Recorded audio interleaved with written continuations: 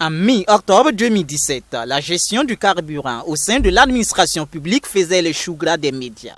Lorsqu'un audit de l'autorité supérieure de contrôle d'État et de lutte contre la corruption, ASELC, révélait une consommation irrégulière du carburant en 2016 de l'ordre de plus de 250 millions de francs CFA. Avec en tête d'affiche la présidence du Faso, coupable de plus de 245 millions de francs CFA de consommation irrégulière à la matière. Ce lundi 22 janvier 2018, l'hebdomadaire L'Économiste du Faso révèle à sa une ce qui peut paraître comme la réponse du gouvernement sur la question. La dotation en carburant au sein de l'administration publique est désormais réglementée de 75 000 francs CFA à 700 000 francs CFA par trimestre. La décision émane du Conseil des ministres du 7 décembre 2017. C'est un référentiel qui a été adopté, qui indique dans un tableau simple ce que chaque bénéficiaire doit avoir au maximum par trimestre. Donc la première catégorie, les ministres, les présidents d'institutions et assimilés ont 700 000 francs de montant plafonné de carburant par trimestre. Quand on dit plafond, on suppose qu'on peut donner moins. Et les conseillers spéciaux du Premier ministre, 325 000. Et quand je prends par exemple les directeurs de la communication et de la presse ministérielle, 150 000. Secrétaire général, 400 000. Et directeur provincial, directeur régional, 150 et 200. Et les chefs de service, 75 000.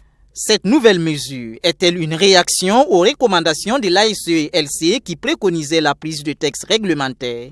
Car cela ne tienne. Du côté du ministère en charge de l'économie, on évoque une nécessité de rationalisation des dépenses publiques. Réduire les dépenses publiques, mais aussi faire preuve de transparence et d'équité. Ça va corriger une injustice parce que certaines structures avaient des référentiels de dotation de carburant, alors que d'autres n'en avaient pas. Quand on discute avec des camarades qui sont dans l'administration, par exemple, alors qu'un SG, par exemple, a 200 000 francs par trimestre, ailleurs, il a peut-être 500 000 ou 700 000. Maintenant, c'est une mesure qui va arranger beaucoup de gens, mais aussi qui va pénaliser certaines personnes. Donc, comme nous sommes dans une même fonction publique, c'est mieux de tendre vers l'harmonisation. Maintenant, dans la pratique, peut-être après un certain temps, dans la mise en œuvre, 6 mois, 1 an, on peut évaluer et puis voir est-ce qu'il n'y a pas moyen de revoir par rapport à la spécificité de certains boulots. Ces mesures de rationalisation concernent également l'eau, l'électricité et le téléphone, dont les mesures d'application datent de septembre 2017. Il a été décidé par exemple que tout ce qui est kiosque, buvette, maquis, dans les services publics n'utilisent plus l'eau et l'électricité du service. Chacun prend un abonnement individuel et paie ses factures. Et tous les entrepreneurs aussi qui exécutent des marchés dans le cadre de l'État doivent forcément souscrire à un abonnement d'électricité ou d'eau et ne pas utiliser l'abonnement du service pour des travaux dans le même service. Donc pour les téléphones, le Premier ministre, le président du Faso, les ministres d'État, le ministre en charge de la Défense et Sécurité et des Affaires étrangères ont des crédits de consommation de téléphone plafonnés à 400 000 francs. Ça, c'est 400 000 francs qu'ils ont par mois.